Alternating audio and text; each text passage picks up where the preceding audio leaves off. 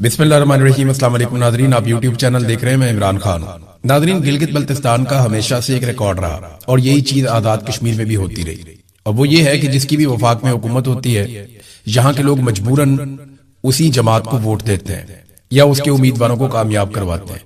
وجہ یہ ہے کہ یہ اپنی زندگی گزارنے کے لیے پہاڑوں پہ رہنے والے لوگ ہیں، ان کے وسائل بہت کم ہیں اور حالات بہت مشکل ہیں، اور ان کا سارا انحصار وفاق سے ملنے والی امداد کے اوپر ہے، تو یہ کبھی بھی وفاق کو ناراض نہیں کر سکتے۔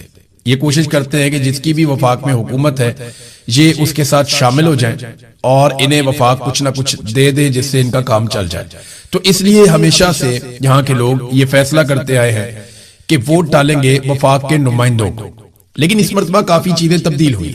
پاکستان تحریک انصاف نے جو پورے پاکستان میں کمپین کی، پورے پاکستان کے اندر ایک تبدیلی آئی لوگوں کی سوچ میں، اور اینٹی اسٹیبلشمنٹ لوگوں نے ایک بیانیہ اپنایا۔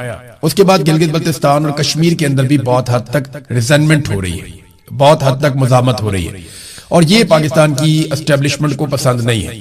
پاکستان پیپلز پارٹی اور پی ایم ایل این کیونکہ اس وقت حکومت میں ہے، وفاق میں، تو ان کے پاس ایک بڑا چانس تھا کہ وہ آسانی سے گلگت بلتستان میں اپنی حکومت بنا لیتے، لیکن پاکستان تحریک انصاف ایک بہت بڑے فیکٹر کے طور پہ سامنے آئی اور انہوں نے اپنا لوہا منوایا، یہاں تک کہ پاکستان کی اسٹیبلشمنٹ کو، تحریک انصاف کو ایک مرتبہ پھر الیکشن سے باہر کرنا پڑا۔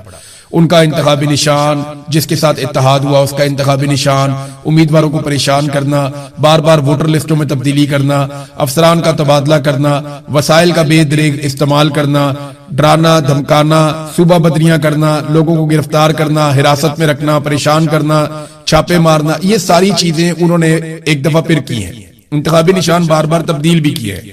یہ سارا کچھ یہ بتا رہا ہے کہ اب گلگت بلتستان میں اور کشمیر میں رجحان تبدیل ہونے جا رہے ہیں۔ اب ایسا نہیں ہے کہ وہ لوگ وفاق کی محتاجی کے اوپر رہنا چاہتے ہیں، وہ ایک آزاد اور خود مختار زندگی گزارنا چاہتے ہیں اور اپنی ایسی حکومتیں بنانا چاہتے ہیں جو ان کے حقوق ان تک پہنچائیں۔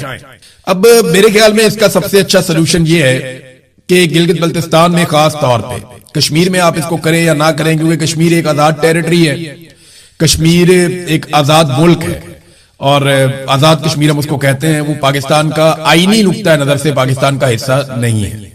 ہمارا یہ نعرہ ہے کہ کشمیر بنے گا پاکستان، لیکن آئینی نقطہ نظر سے وہ پاکستان کا حصہ نہیں ہے۔ وزیر داخلہ محسن نقوی یہ بات کہہ بھی چکے ہیں، اور انہوں نے یہ بات ایک دھمکی کے انداز میں کہی تھی کہ کشمیری پاکستان کے آئینی شہری نہیں ہیں، اگر وہ احتجاج کرنے آئیں گے تو یہ پاکستان کی ریاست کے اوپر حملہ تصور کیا جائے گا اور دہشت گردی کے مقدمات درج کیے جائیں گے۔ لیکن آ جائیں واپس اپنی بات پہ، میرے خیال میں گلگت بلتستان کا الیکشن کم سے کم پاکستان کے بالکل ساتھ ہی ہونا چاہیے، اسے صوبے کا سٹیٹس دینا چاہیے، وہاں سے قومی اسمبلی کے پھر ممبرز بھی بننے چاہیے، اور گلگت بلتستان کا اگر وہ آپ نہیں کر سکتے، مکمل طور پہ اسے پاکستان کے ساتھ نہیں جوڑ سکتے، ایک متنازع ٹیریٹری کے طور پہ آپ اس کو دیکھتے ہیں، تو بھی آپ کو کم سے کم یہ کرنا ہوگا کہ اس کا الیکشن پاکستان کے ساتھ ہی ہو جائے، تاکہ وہاں کے لوگ آزادی کے ساتھ اپنی رائے کا اظہار کر سکیں، بجائے اس کے کہ وہ وفاق کی طرف دیکھتے رہے کہ جس کی حکومت وہاں پہ بنے گی یا جو بھی وہاں پہ مسلط کیا جائے گا ہمیں بھی اپنے اوپر اسی کو بٹھانا ہے۔ تو یہ چیز مستقبل میں ہونی چاہیے۔ اب الیکشن ہے کل کے دن میں، آج رات کو آپ بھی لوگ سن رہے ہیں، کل کے دن میں گلگت بلتستان کے لوگ فیصلہ کریں گے کہ وہ کیا سوچتے ہیں، اور ان کے فیصلے کے بعد پاکستان کی ملٹری اسٹیبلشمنٹ یہ فیصلہ کرے گی کہ انہوں نے اپنی روش تبدیل کرنی ہے یا تبدیل نہیں کرنی ہے۔ اب آ جائیں ذرا کشمیر کی جانب ناظرین۔ آزاد کشمیر میں کئی مقامات پر احتجاج شروع ہو گیا ہے، گرفتاریاں بھی شروع ہو گئی ہیں۔ گرفتاریوں کے حوالے سے آزاد کشمیر کے ترجمان جو آئی جی کے ترجمان ہیں، انہوں نے ایک سٹیٹمنٹ جاری کیا اور یہ بتایا کہ 72 افراد کو گرفتار کیا گیا ہے وہاں پہ آزاد کشمیر میں، اور ساتھ ہی ساتھ یہ بھی کہا گیا کہ یہ لوگ شرپسند ہیں، کالعدم تنظیم سے ان کا تعلق ہے، اور ان کے تعلقات جو ہے وہ غیر ملکی افراد سے بھی ملتے ہیں۔ جب غیر ملکی افراد کہتے ہیں تو آپ کو ڈائریکٹ آپ کا دماغ جاتا ہے کہ شاید انڈیا کے ساتھ ملتے ہیں، ایسا نہیں ہے۔ یہ اوورسیز پاکستانی جو باہر رہتے ہیں، کشمیری بہت بڑی تعداد میں، ان کے ساتھ ان کے روابط رہتے ہیں اور ان کے ساتھ ان کے تعلقات ہیں۔ اگر انڈیا ہوتا تو شاید وہ یہ کہہ دیتے، لیکن وہ تاثر یہی دیتے ہیں، آپ کو پتا ہے پولیس بھی پروپیگنڈا میں لگ جاتی ہے۔ وہاں پہ جو آئی جی لگایا گیا وہ کیپٹن لیاقت کو لگایا گیا تھا۔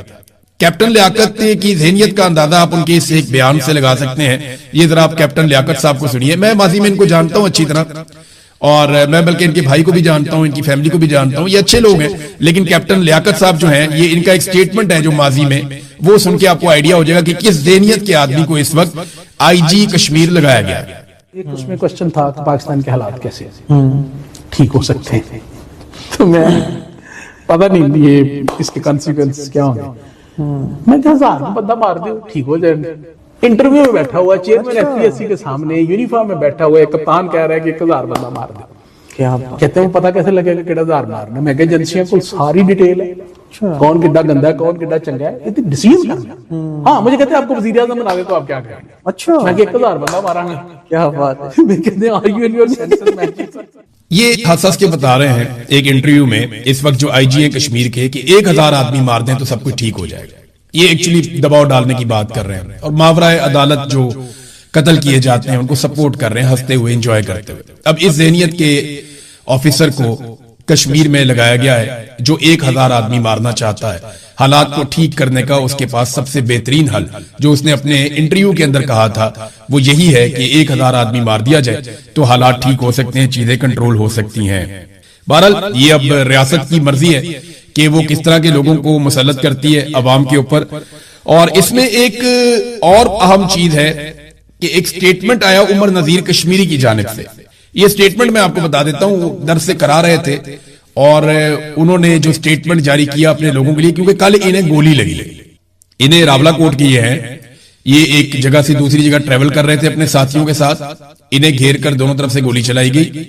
और सरकार का ये कहना है कि इन कश्मीरी नौजवानों ने गोली चलाई, जबकि इन कश्मीरी नौजवानों का कहना है कि हम पुरअमन थे, हमारे ऊपर गोली चलाई गई, दोनों तरफ से चलाई गई, जिसमें कुछ लोग जख्मी हुए हैं और एक इनके साथी शहीद हो गए हैं।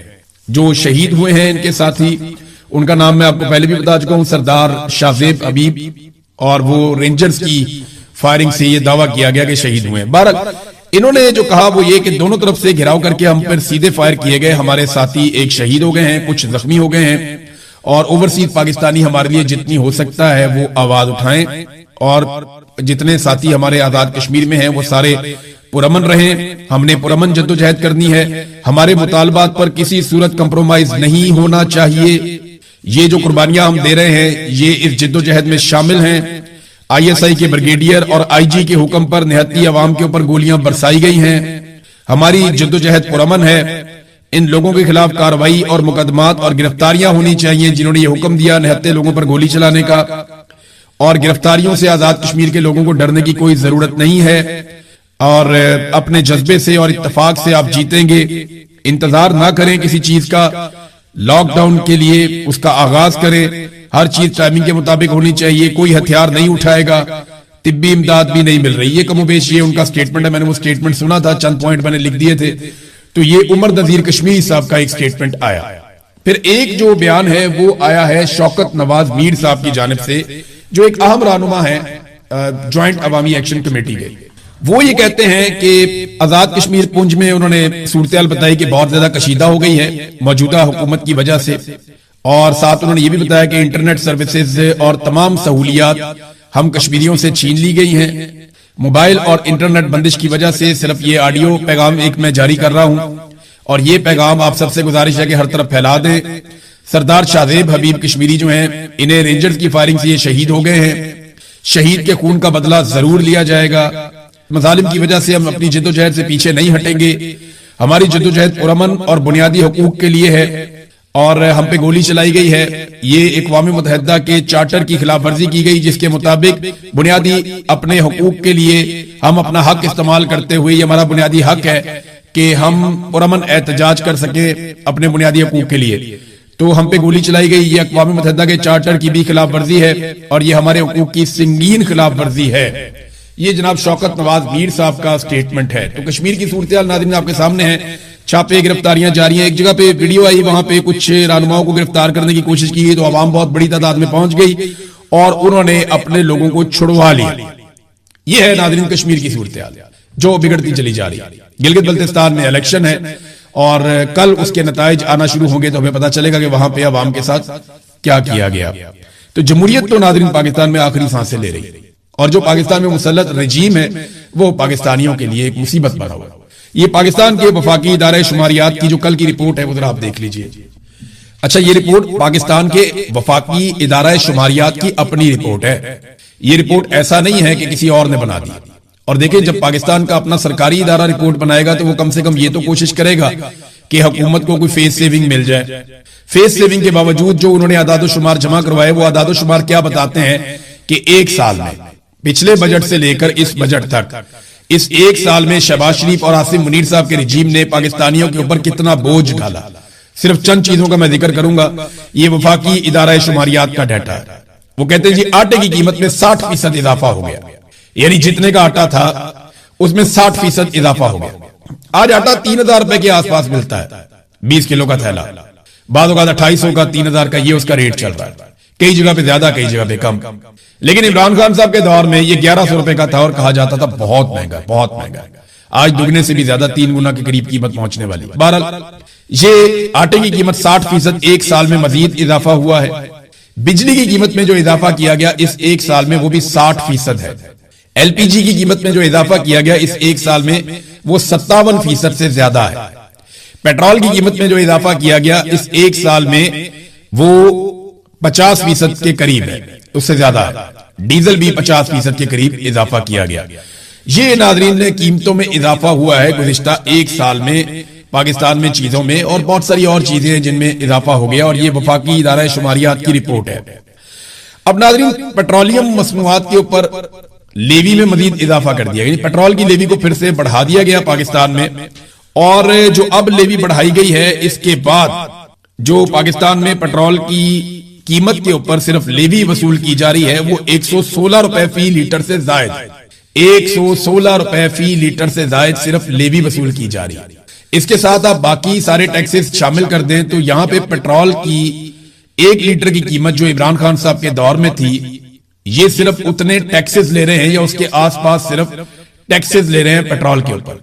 जिन्होंने 70 रुपए लीटर का पेट्रोल पाकिस्तानियों को बेचना था वो उसी पेट्रोल के ऊपर कम से कम 116 रुपए से जायद लेवी वसूल कर रहे हैं। अमीर आदमी को रिलीफ दिया जा रहा है आने वाले बजट में, यानी जो बड़े लोगों पे टैक्सेस में कमी हो रही है, जो एक्सपोर्टर्स हैं बड़े बड़े, उनसे 1% एडवांस टैक्स लिया जाता था। मेरे ख्याल में वो भी एक ज्यादती थी, लेकिन वो टैक्स खत्म किया जा रहा है। गरीब के ऊपर टैक्सेस बढ़ाए जा रहे हैं, अमीर के ऊपर टैक्सेस खत्म किए जा रहे हैं। तो ये अलीट क्लास के लोगों की हुकूमत है, अलीट लोगों के लिए है। अमीरों की हुकूमत, अमीरों के लिए हुकूमत, अमीरों के मफादात और गरीब आदमी को पीसने का सिलसिला जारी है। ये हुकूमत गरीब आदमी की बिल्कुल नहीं है। यानी आप अंदाजा करें कि पेट्रोलियम लेवी में मजीद इजाफा कर दिया है। और जब ये कमी करते हैं ना पेट्रोल की कीमत में, तो बड़ी बड़ी खबरें लगवाते हैं, 2-3 रुपए 4 रुपए कमी करते हैं, 5 रुपए कमी करते हैं। लेकिन जब इजाफा करते हैं पेट्रोलियम मसनूआत की कीमतों में तो 50 रुपए 100 रुपए का इजाफा करते हैं। आलमी मंडी में पेट्रोलियम मसनूआत की कीमतें नीचे आने के बावजूद पाकिस्तानियों को वो रिलीफ नहीं दिया गया जो मिलना चाहिए था। दुनिया के किसी मुल्क में पेट्रोलियम मसनूआत की कीमतें इस तरह नहीं बढ़ाई गई। पाकिस्तान की हुकूमत ने ईरान और अमेरिका के बीच में होने वाली जंग को भी इस्तेमाल किया अपने